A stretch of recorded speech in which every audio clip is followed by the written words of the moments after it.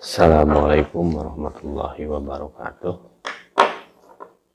Jumpa lagi bersama saya di channel Sukses dengan Logika Tuhan. Sahabat-sahabat sekalian, kali ini saya akan berbagi dengan Anda berkaitan dengan rumus sukses dari Allah Subhanahu wa Ta'ala. Rumus sukses ini tentu berbeda dengan rumus sukses yang biasa orang dengar.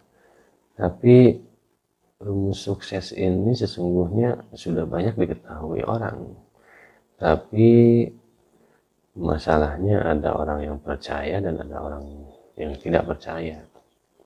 Ada orang yang menganggap ini sepele, ada yang menganggap ini ya mistis, atau ada yang menganggap ini juga sebuah pemahaman yang tidak masuk akal, macam-macam lah persepsi orang. Tapi ya saya coba jelaskan, kita coba sedikit renungi gitu. Bagi yang tidak percaya rumus ini, saya pikir sama dengan orang yang tidak percaya pada Tuhan. Ya, kalau orang tidak percaya kepada Tuhan sama aja dengan orang ateis. Nah, rumus ini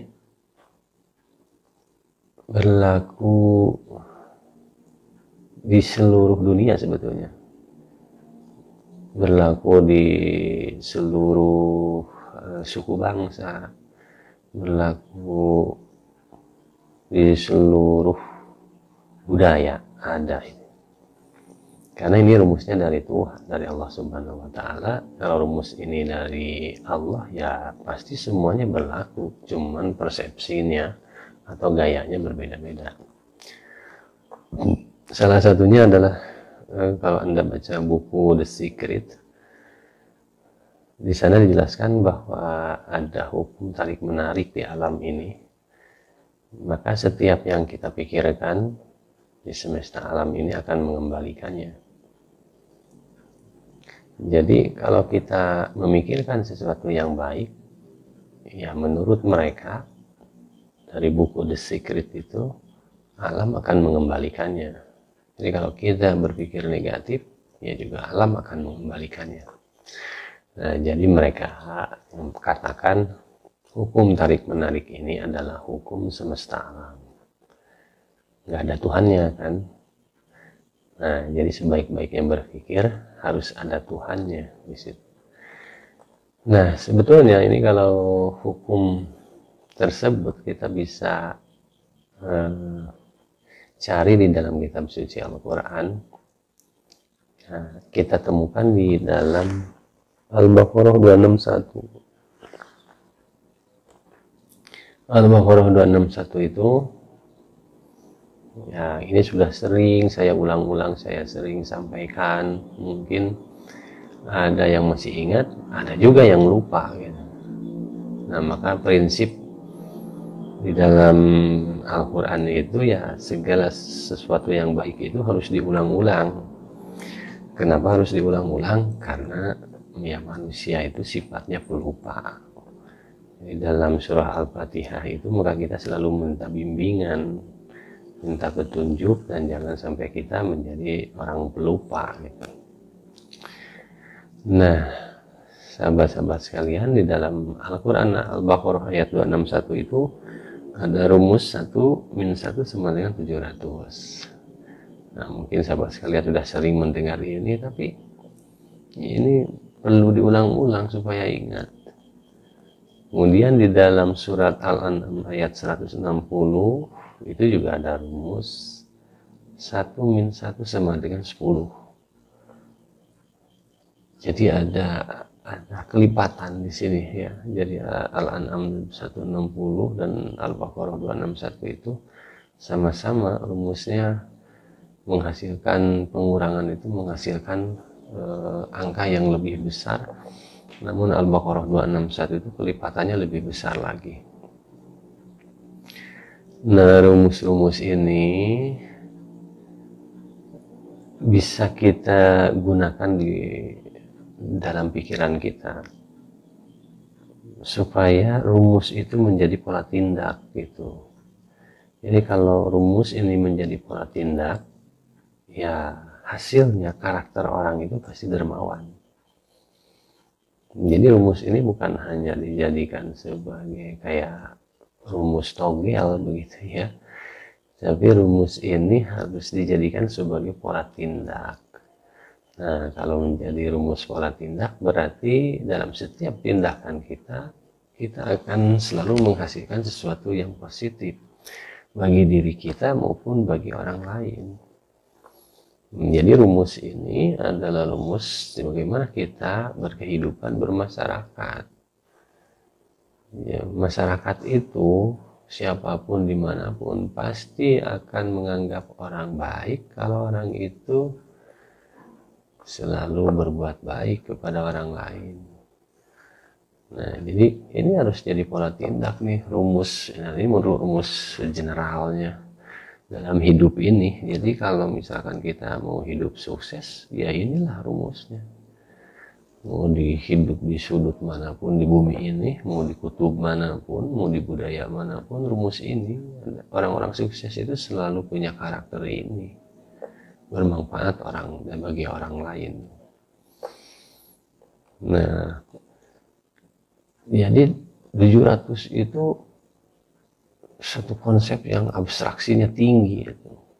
10 juga sama, 700 itu sama. Jadi 700, kalau ada yang mengartikan 700 itu hitung-hitungan angka, ya tidak salah dong. Kalau ada orang nanti menghitung-hitung bahwa kalau saya punya duit 1000 lalu disedekahin 1000, oh saya dapat balasannya 7 kali lipat menjadi 700.000. Salah enggak orang kalau mikir begitu? Ya tidak salah karena begitu faktanya. Nah, tapi itu hanya dari satu sudut pandang saja. Orang boleh memotivasi dirinya berdasarkan apa saja terserah. Yang penting rumusnya itu harus tahu datangnya dari Tuhan Allah Subhanahu wa Ta'ala. Nah, makanya Al-Quran itu menjadi pedoman bagi kita semua, sahabat-sahabat sekalian. Jadi kita tidak boleh mencela atau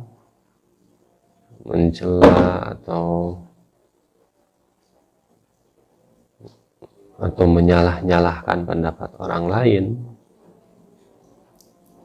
karena setiap orang berhak mengeluarkan pendapat. Jadi kalau orang mau mengatakan ini rumus 1 min 1 sama 700 ini jadikan angka, ya terserah, yang penting dia memotivasi dirinya untuk menjadi orang baik. Kalau ini 700 ini menjadi kesehatan, silahkan. Kalau 700 ini menjadi ridho Allah, ya silahkan, macam-macam.